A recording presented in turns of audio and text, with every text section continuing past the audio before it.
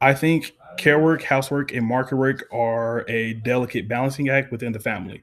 I think they all interact with each other, as care work is usually something seen as predominantly for the children and other people in the family that need it, but that is supplemented by the work that needs to be done for bills and to keep the house running.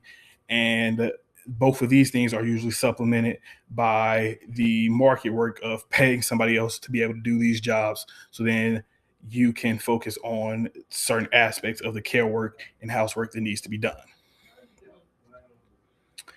I think the division of labor for in the U.S. and the workforce is both a reflection and influence on the division of labor within the family. I say this because when women were getting into the labor force, it was predominantly in jobs that resemble a lot of the work that they did in homes. But as time starts to move forward, they start to be more into predominantly masculine fields. And this is also shown in the house, as originally women were disproportionately doing more of the work at home until they stepped out into the labor force, and that starts to bring dial back the work they did at home, and men start to step up in the home instead of just focusing on the labor force.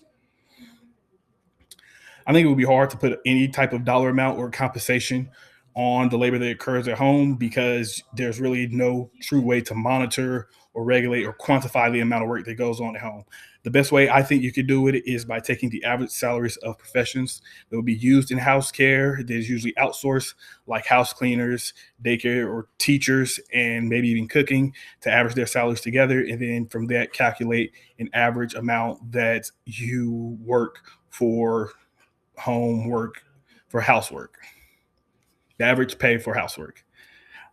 I think the work family conflict is one of the biggest issues in a family unit, and this is really disproportionately shouldered by women in the family, as they are more often discriminated at work for having children and being the main housework and care work supporters of the family.